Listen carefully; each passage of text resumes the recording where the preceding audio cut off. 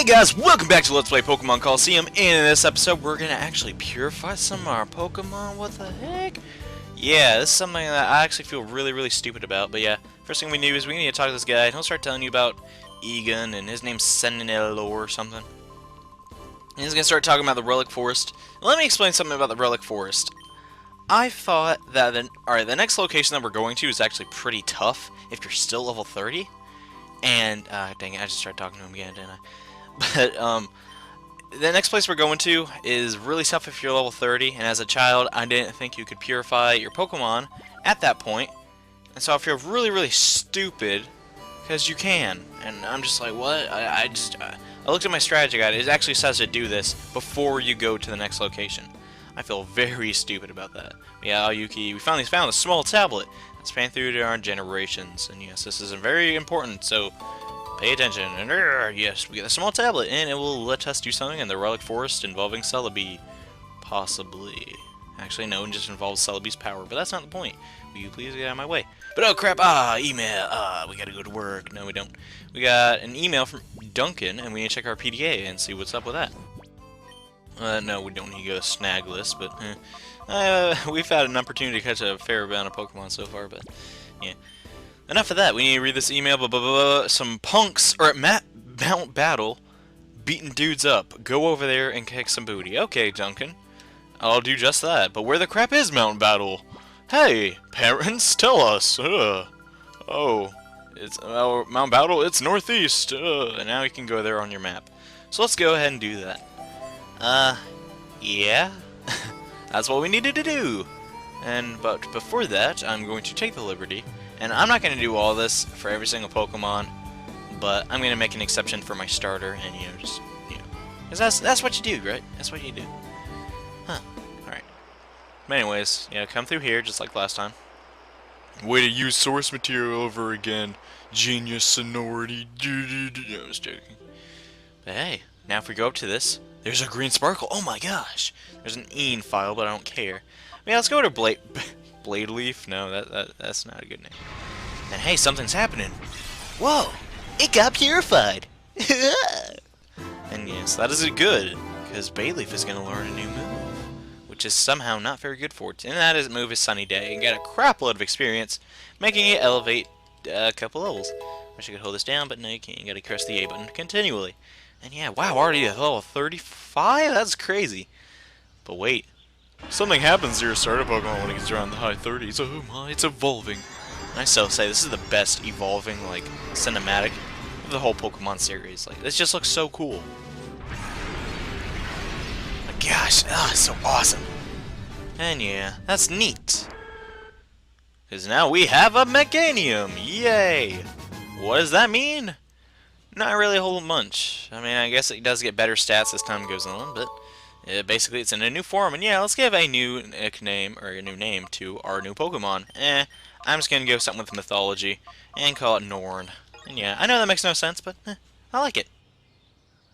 And yeah, Norn joins the group, heck yeah. And I'm aware that Norn are multiple people, not just a Bayleaf, but yeah. I just thought it was a cool name. I might change it later, haven't decided. But hey, there's more Pokemon that we can purify. So I'm gonna go off screen and do that real quick, and be back in a second. And alright, now that I've taken care of that, unfortunately only 3 Pokemon can be purified completely. I named Quagsire Ragnarok, which if you know your Norse mythology, that's a burning, it's basically the end of the world where everything will burn, and I find that very ironic, because Quagsire is a water type. And I named Bamfaros. It's just kind of funny, and I might as well show off some of the moves real briefly. Quagsire learned Mud Slap, or Mud Shot actually. It's okay move.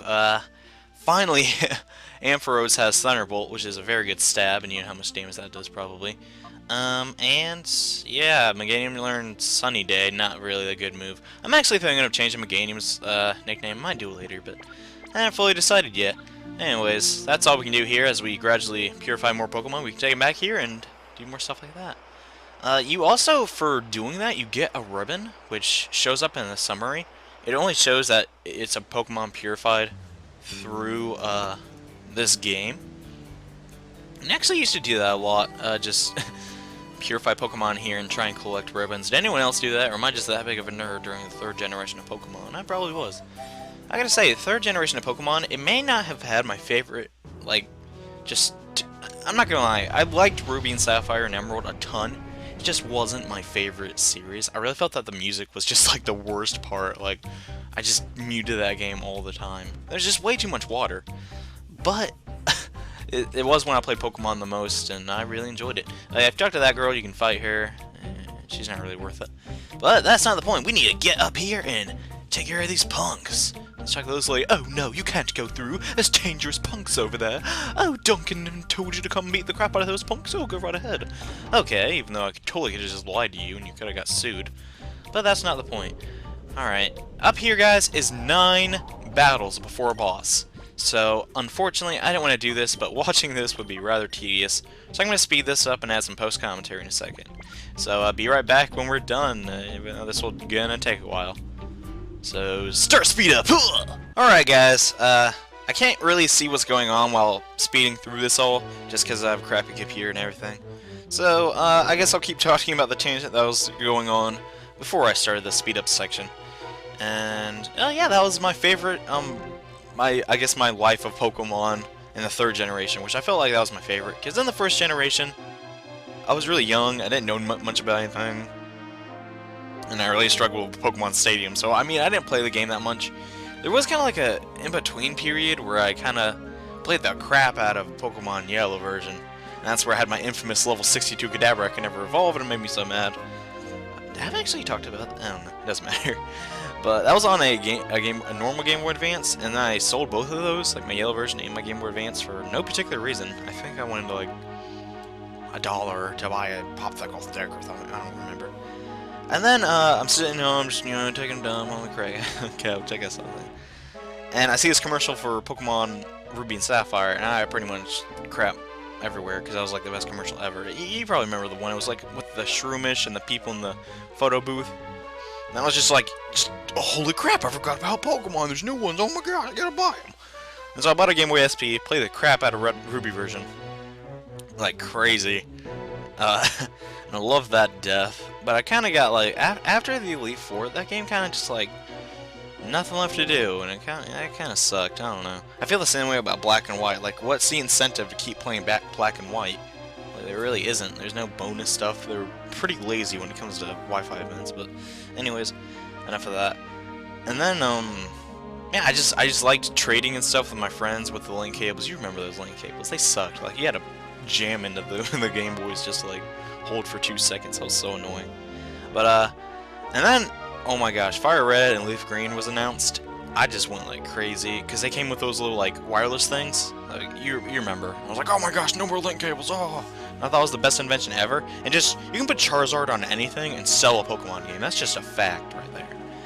But, I was really psyched for that. I played that game so much, and that's the point, because I had Pokemon Colosseum, and you can actually catch pretty much every single Johto Pokemon using Fire Red and Colosseum, so I was really hyped. I was like, after being the Elite Four, because I never could on Yellow version, I was like, I'm gonna catch every single Pokemon. Ever. And at the time, in 5th grade, I think it was 5th grade, they showed this really cool, in hindsight, it probably wasn't the best movie ever, but I was obsessed with the psychic Pokemon, Deoxys, which is very, like, strange to get and stuff. I was obsessed with that guy, and I was always, in my 5th grade class, there was always this kid that said he had every single Pokemon. I'm like, oh, how do you catch Celebi? Oh, well, you have to go into the grass and the Orange Islands, which can only be accessed. Was there not always a kid that just made up random crap? Like, it's kind of funny, but... And I asked him one day, is there any way to get Deoxys? And he's like, well, you have to go to a Nintendo event, and but if you have a Game Shark, and I'm like, I have a Game Shark, you're full of crap, man, you're full of crap. And he was telling me all this stuff about Triangle Island, and I wasn't buying any of it. And many years later, I realized that, yeah, he was right, which is kind of funny. But it's just one of my many memories about that. I actually got really close to filling up the Pokedex. My friend actually, we kind of worked something out with the breeding, and I had all the starters from every of the 3 generations at that time. I was pretty close, I remember. I even had all the Reggies. I mean, not to brag, everyone had the Reggies, John, shut up. I mean, it's just something like before all the whole internet and stuff existed. It was kind of just cool to stuff. And yeah, someone's probably like, "Where's he talking about the battle?" Well, I can't see the battle right now, so chill out. I'm just kicking everybody's about the Quagsire and Bayleaf because I know where they did that. But I don't know. Sometimes I'm kind of reminiscent of those the third generation mainly. Just Fire Red. I didn't really care that much for the other ones, like I said, because of the music and the fact there was so much water. Why were there so many water Pokemon in that generation? If you start out with Swampert, you're like, yay, I got a water Pokemon. Millions of other water Pokemon. You're like, dang it. That's why I never picked Swampert. I mean, he's cool as crap, but gosh. I don't know. And I really want to LP some of the third generation of Pokemon games, but if you do nothing but Pokemon games, people will be like, once you do something else, like, I want more Pokemon. And people just get angry when you do that. So I think I'm going to keep Pokemon on that down low for a little while. I mean, it's not going anywhere. Anyways, I mean, we're going random. Well, isn't the point of me going on a random tangent right now? And I don't actually know when this recording is supposed to stop, so I'm just kind of just talking, and I'll chop it up and make your friends stuff. But this game in particular, I could have so many stories. I really feel like I should just like have a documentary for every single game, but I couldn't do that because eventually I got to talk about the game during an LP. But that's not the point. But this part particularly annoyed me because I was never sure what was gonna happen next, so I ran back down and like cured, and I was just it was something else. I'll tell you what to do. But yeah, I mean, and in all honesty, I love this game. But at the same time, it's really obvious all the flaws with it. But I mean, they tried. They really did. I mean, you can't not say that. Because I mean, they basically made a 3D world out of nothing and put it on the GameCube. And I mean, it wasn't really people that were really. I mean, Genius Sonority. I feel like they're just like, who are they? Is the question that always appears in people's minds. But I've actually done some research and. For the lack of their inexperience, I gotta say, this game is... they probably thought it was a pretty good accomplishment. This game does kind of have a cult following, but... is it really the best game ever for Pokemon? No. Did it try? Yeah. That's alright. Anyways, I think this random tangent thing's going on long enough, so... I'll meet you back momentarily with live commentary. And okay, guys, that is... oh my gosh, that's finally over. We defeated the 9 trainers leading up to Mount Battle, and in the next episode, we're gonna take on the 10th one. So I'll see you in the next video.